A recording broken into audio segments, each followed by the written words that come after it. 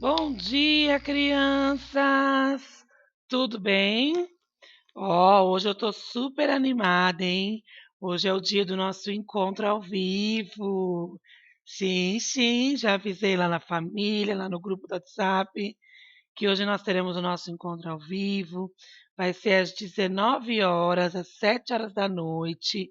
Minutinhos antes ali, chegar às 7 horas, a professora vai estar enviando o link para o acesso.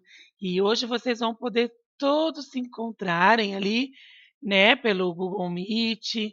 Se tiver com vontade de falar alguma coisa para o amigo, de matar saudade, esse é o momento, pessoal. Não precisa ficar com vergonha, não, nem, né? Nem chateado ali, tipo, ai, não quero falar, tenho vergonha, tenho receio. Não. Vamos aproveitar esse encontro, esse momento, para a gente poder bater um papo, conversar, contar as novidades, contar como que tá tudo. Então é muito divertido. O encontro, dos intuitos desse encontro é isso, para matar saudade, é para se ver. Então vamos aproveitar esse momento. E o que acontece para o encontro de hoje? Conversei com a professora Marlene, eu sei que vocês fizeram uma atividade lá no dia primeiro, no dia 1/7. Deixa eu até pegar aqui, deixa eu ver se eu estou com o livro aqui em mãos. E vocês fizeram uma atividade lá com a tia Marlene, sobre uma escultura, né? Vocês utilizaram lá materiais recicláveis. E não estou com o livro aqui, porque acho que vocês fizeram com a tia Marlene no grupo 4, né? Mas é só vocês pegarem lá. A aula foi do dia 1/7. Vocês realizaram uma escultura lá com a tia Marlene, com materiais recicláveis. E aí, o que nós vamos fazer?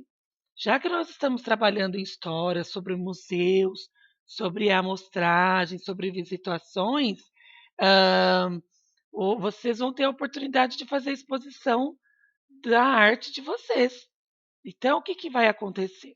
Na hora lá do nosso encontro, você já deixa reservadinho a sua escultura. Não precisa ter vergonha, por favor, hein? Nós, professores, achamos lindo tudo que vocês fazem. A gente fica muito feliz de ver o trabalhinho de vocês. E aí, vai ter um momento lá que nós vamos pedir para você mostrar o seu trabalhinho. Você vai falar para a gente qual foi o material que você utilizou para fazer esse trabalho. Então, bem legal, bem divertido. Eu gostaria muito da presença de todos vocês.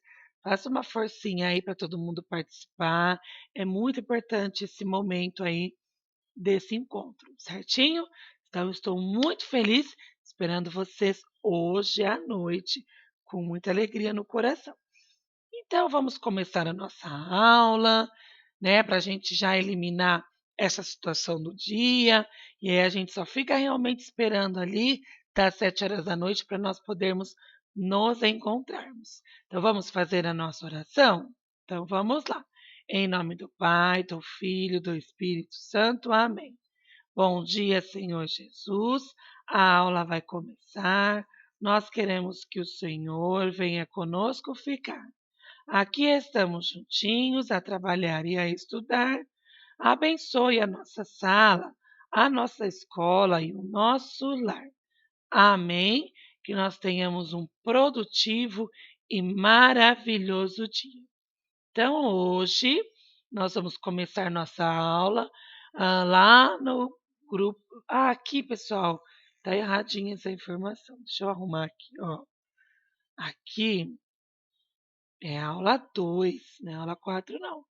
Aula 2 do grupo 3. Oh, meu Deus, hein?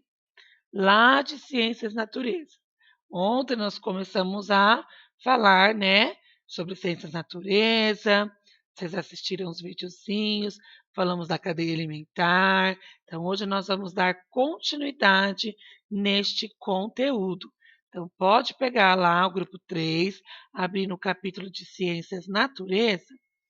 E antes de nós iniciarmos as nossas atividades, o que eu vou fazer? Aquele esqueminha que eu adoro e eu acho que vocês aprendem muito com esse tipo de situação. É um videozinho. Vamos assistir o videozinho para nós relembrarmos um pouquinho o assunto que foi falado ontem? É rapidinho. Então, deixa eu ampliar e vamos lá, assista junto comigo, vem comigo. Cadeia alimentar.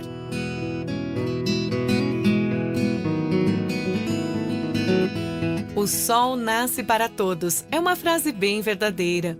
Todos os dias ele está lá no céu, brilhando e nos aquecendo. Mas para as plantas ele também representa a produção de seu alimento, já que elas produzem sua alimentação por meio da luz que recebem do sol. O alimento produzido é transformado em energia para a planta, e a parte dessa energia se perde para o ambiente na forma de calor. Como as plantas produzem seu próprio alimento, são chamadas de produtores. Quando um animal se alimenta de uma planta, ele, além de ser um herbívoro ou onívoro, alimenta-se de plantas e animais, é chamado também de consumidor primário. Assim como na planta, o alimento que o animal consome se transforma em energia em seu corpo e parte dela é perdida para o ambiente na forma de calor. Se um ser vivo se alimentar de um consumidor primário, será considerado carnívoro. Ou será considerado um onívoro, se ele também comer plantas. Além disso, aquele que come um consumidor primário é chamado de consumidor secundário.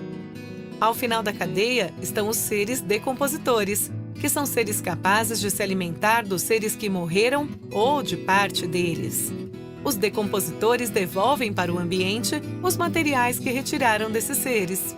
É exatamente a continuidade dessa cadeia alimentar que garante a sobrevivência dos seres vivos na natureza ao longo do tempo.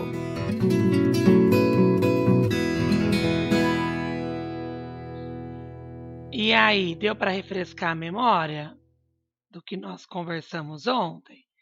Deu, né? Então, ontem nós vimos lá em ciências que todo ser vivo ele precisa de energia para poder sobreviver, né? E aí, alguns ser vivo, ele consegue produzir o seu próprio alimento. Quem que é o ser vivo que produz seu próprio alimento? As plantas. Os outros seres vivos já não produzem o próprio alimento. Então, a planta, como ela produz, nós chamamos ela de produtor. E os outros seres vivos, eles são consumidores, porque eles precisam o quê? Hã, consumir, caçar o seu alimento, tá? E aí, a gente viu ontem lá aquela questão da cadeia alimentar, então, né, um vai servindo de alimento para o outro, e numa dessa um vai pegando um pouquinho da energia do outro. Então foi bem interessante a nossa aula de ontem. E mediante a essa conversa que nós tivemos ontem, a esse videozinho que nós acabamos de rever, nós vamos fazer algumas atividades. Se você tiver dúvida para fazer essa atividade, eu sugiro que você faça a leitura da teoria de ontem.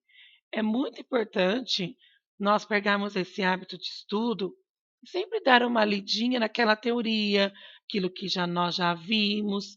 É importante vocês, né, que estão aí iniciando a vida escolar de vocês, já pegarem desde cedo essa rotininha aí, esse hábito mesmo do estudo. Então vamos ver o que, que o exercício vai nos propor. Então, ó, momento de nova descoberta. Observe essa imagem. Temos aqui um pássaro que chama curicacá. Curicacá. Nós temos a foto aqui de um gafanhoto, certo? Olha o gafanhoto, olha aqui onde que ele está, numa planta, né? Pelo visto aqui, ó, a planta está até mordidinha. Estou imaginando que ele está se alimentando. Vamos ver o que, que o texto fala. Curicacá é um animal vertebrado do grupo das aves. Então, o que, que é um animal vertebrado? Vamos refrescar a memória? É um animal que tem ossos, tá? Ela habita os ecossistemas do Cerrado e do Pantanal e come gafanhotos, aranhas, centopeias e pequenos animais vertebrados, como ratos. O desmatamento desse ecossistema vem prejudicando a reprodução das curicacás, que podem desaparecer de algumas regiões. Sem essas aves, a quantidade de animais de que ela se alimenta pode aumentar. Os gafanhotos, por exemplo, em grande quantidade pode prejudicar as plantações, pois se alimentam de plantas.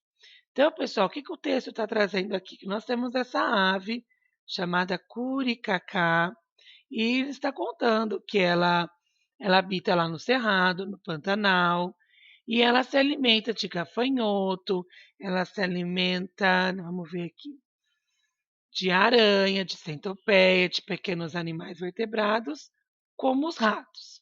Só que essa ave aqui, devido ao desmatamento, né, aquele probleminha que nós já estudamos, ela está ameaçada a entrar o quê? Em extinção. E aí, se nós não tivermos mais essa ave, vai haver o quê? Um probleminha aí no nosso ecossistema. Por quê? A natureza, ela vai fazendo por si só, ela vai fazendo todo o equilíbrio na natureza, né, no meio ambiente. Então essa ave, ela come o quê? Os gafanhotos, ela come outros animais, aranhas, só que ela come tudo que existe? Não, ela come alguns. E isso vai fazendo o quê? Vai dando um equilíbrio no meio ambiente. Agora, se não tiver mais essa ave para comer esses insetos, nós vamos ter um desequilíbrio muito grande, porque esses insetos vão cada vez ter mais, mais, mais. E esses insetos, como eles vivem de plantas, eles precisam sobreviver comendo as plantas, nós vamos ter um problema muito grande ali, que vai prejudicar as plantações, né? Vai dar um outro probleminha ali no meio ambiente. Por isso, pessoal, que a gente precisa ter muito cuidado com a natureza. A gente não pode fazer nada em excesso, porque a natureza por si só, ela é tão mágica, ela é tão importante, que ela consegue, pelo seu próprio instinto, fazer esse equilíbrio no meio ambiente. Quando o homem começa a interferir muito, isso vai prejudicando, vai dando os desequilíbrios, vai ficando toda essa confusão. E é o que o texto está contando para a gente aqui, tá? Vamos ver a atividade. De acordo com o texto, assinale a alternativa que contém a cadeia alimentar correta. Então, lembra da cadeia alimentar que nós acabamos de ver e vimos ontem? Como que eu faço a leitura da cadeia alimentar? Vamos lembrar, ó, a flechinha, quando eu tenho a linha aqui com a flechinha quer dizer o quê? Que serve de alimento, tá? Então vamos pensar. O que o gafanhoto ele come? E o que aliás, a planta serve de alimento para quem? E esse inseto, né, que está se alimentando da planta, ele serve de alimento para quem? Como que vai ficar aí, pessoal, essa cadeia alimentar? Ó, primeiro a gente sempre numa cadeia alimentar, a gente vai começar, né, se ele tiver ali no esqueminha, vai começar pelo produtor. Quem é o produtor da cadeia alimentar? É o que produz o seu próprio alimento. Quem vem primeiro? A planta. E aí, quem come a planta? E depois, quem que come aquele que come a planta? Dá uma olhadinha aí, vê se vocês conseguem identificar como que fica a cadeia alimentar nesse caso aqui. Tenta fazer, depois nós vamos fazer a correção e eu espero muito que vocês conseguiram entender. Lembra que a gente começa pelo produtor e aí a setinha vai indicando que aquele serve de alimento para o próximo. E aquele é um assim por diante, tá? Ó, uma flechinha, flechinha. Então, esse serve de alimento para esse serve de alimento para esse, e assim por diante, tá? Grava isso. Se eu tenho lá na figura um produtor, minha cadeia alimentar sempre vai começar pelo produtor, certinho? Próximo. Número 3, vamos ver na 197. Leia o texto. Nos ecossistemas da Mata Atlântica, encontramos várias espécies de jatobá. Essas árvores produzem frutos com casca dura, que contém as sementes, que quando germina dão origem às novas árvores de jatobá. A dispersão das sementes é feita por roedores, os quais conseguem roer a casca e o fruto.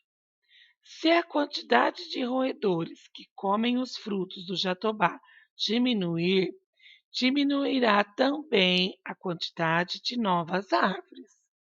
Alguns morcegos que se alimentam do néctar da flor do jatobá podem, da mesma maneira, ser prejudicados. Então, vamos lá, pessoal. Esse textinho, ele tem muito a ver com o texto anterior que nós acabamos de comentar, tá? Então, olha aqui o fruto da jatobá. Vamos ver o que fala a pergunta. Com a ajuda dos colegas e do professor, responda. Por que os morcegos que se alimentam do néctar da flor de jatobá podem ser prejudicados com a diminuição do número de roedores? Por quê, pessoal? O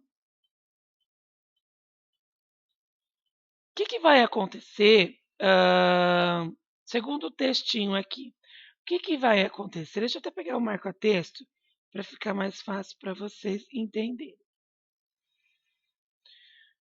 O que vai acontecer? Deixa eu achar aqui, ó. Quer ver, ó? No ecossistema da Mata Atlântica encontramos várias espécies de jatobá. Essas árvores produzem frutos com casca dura que contêm as sementes, que quando germinam dão origem a novas árvores de jatobá. A dispersão das sementes é feita por roedores, ó. Vamos grifar aqui. Vamos entender o texto. A dispersão das sementes é feita por roedores, os quais conseguem roer a casca e o fruto. Se a quantidade de roedores que comem os frutos do jatobá diminuir, diminuirá também a quantidade de novas árvores. Então vamos lá, pessoal. Então é o que nós estávamos falando no texto anterior. Se através dos roedores, né, que nós conseguimos aí novas árvores, né, que quando o roedor ele vai lá, ele rói toda o fruto, então ele vai dispersando lá casca, semente, e através disso, o que acontece? Acaba, ele vai espalhando, né, conforme ele vai andando ali, ele vai espalhando pelo solo essa semente, esse resto ali, e vai o quê? Vai nascendo as novas árvores. Vai brotando ali, porque ele vai deixando um pouquinho o resíduo daquela árvore, daquela semente, daquele fruto, e aí vai começar o quê? Nascer novas árvores. Então, o roedor, na verdade, ele fica ali como se ele fosse o responsável pela plantação, né, dessas árvores do jatobá. Através deles que a gente que acaba reproduzindo mais árvores. E aí, se começar a ter muito problema e diminuir esses roedores, o que vai acontecer? Quanto menos roedor tiver, menos árvores irão nascer. E se não tiver mais nenhum roedor, vai chegar um momento que essas árvores vão diminuindo, diminuindo, e aí não vai ter mais nada dessa árvore aí. E aqui na pergunta está falando assim, ó. Por que os morcegos que se alimentam do néctar da flor do jatobá podem ser prejudicados com a diminuição dos roedores? Por quê, pessoal? Se os roedores, que são os responsáveis pela produção de mais árvores, então, se nós não tivermos mais os roedores, o que vai acontecer? Nós não vamos ter mais árvores. E como que o morcego vai conseguir se alimentar, sendo que o texto está nos contando que ele se alimenta do néctar da flor do jatobá? Se não tiver mais jatobá, não vai ter mais o alimento para o morcego. Então, o morcego também vai ficar aí bem prejudicado, porque a quantidade do alimento do morcego vai começar a diminuir também. Tá vendo como uma coisa liga na outra, como a gente realmente precisa respeitar e ter muito cuidado com a natureza. Então, qual que é a resposta correta aqui, pessoal? Que vocês vão escrever da maneirinha de vocês. Vocês vão escrever que os morcegos eles ficarão prejudicados porque se não tiver, se diminuir a quantidade de roedores, vai diminuir a quantidade de árvore. Diminuindo a quantidade de árvore, vai diminuir a quantidade dos alimentos dos morcegos, tá? Então o probleminha está aí. Se não tem a árvore, não vai ter o néctar para o morcego se alimentar. Então, de acordo com o que nós conversamos aqui, bola o textinho, escreve a resposta aí, tá? Vamos trabalhar essa escrita? Olha que legal que vocês já estão aprendendo a montar textinho, já estão aprendendo a responder, certinho? E aí nós vamos para 198. É a nossa última atividade de ciências natureza de hoje. Então vamos ao exercício proposto. Leia o texto e responda o que se pede. Vamos ler juntos, ó. A saúva, as saúvas, também conhecidas como formigas cortadeiras, são animais invertebrados do grupo de insetos. Elas são encontradas em áreas de floresta, de onde retiram grande quantidade de folha. As formigas cortadeiras levam essas folhas para o formigueiro e as utilizam para cultivo de fungo. Os fungos que crescem misturado às folhas da árvore, as folhas servem de alimentos para as saúvas. O desmatamento do ecossistema de floresta está causando desequilíbrio na cadeia alimentar, da qual as saúvas fazem parte. As árvores nativas estão sendo substituídas por eucaliptos. O problema é que os consumidores que se alimentam das saúvas não se adaptaram às novas florestas de eucalipto. Por isso, a quantidade de formiga vem aumentando e invadindo as áreas rurais, próximos às florestas de eucalipto. Então, olha outro problema que nós estamos tendo aqui. O que nós estamos vendo? Se a gente fica mexendo muito com a natureza, com o ecossistema, isso vai dando um desequilíbrio muito grande, porque a natureza por si só, ela consegue organizar todo o meio ambiente. Quando a gente tem problema aí, ó, de mexer no ecossistema, que dá esse desequilíbrio, a gente vai tendo vários tipos de problema. É o que está acontecendo com as formigas saúva. Então, elas são os insetos que eles estão contando o quê? Que através das folhas das árvores, elas levam e acabam fazendo o seu alimento. Só que teve um desmatamento ali na floresta, deu ali um desequilíbrio, o homem até plantou mais árvores, mas não é a árvore que estava. Então, o que, que acontece? O animal que se alimenta da formiga, ele não se adaptou aos eucaliptos, ele não gostou, ele partiu embora para outro lugar. E o que, que aconteceu? As formigas ficaram lá, porque ela come a planta, para ela tudo bem a planta. Só que aí, se não tem um animal que come a formiga, o que, que vai acontecer? Cada vez vai produzindo mais formiga, mais formiga, vai ficando com muita formiga. E essas formigas cada vez mais querem alimentos. E elas vão buscar cada vez mais plantas e acabam invadindo, né? Ali, espaços rurais, acaba pegando as plantações, vai dando um problema sério ali. Então, vocês estão vendo como que é muito sério essa questão de desmatamento, essa questão de ficar mexendo na natureza, causa um desequilíbrio muito, muito grande. Vamos ver a pergunta, ó. Descubra alguns animais consumidores que se alimentam de saúvas e ajude a controlar o tamanho das populações das formigas. Recorte do encarte 1 as imagens dos animais e cole no quadro. Agora tente identificar.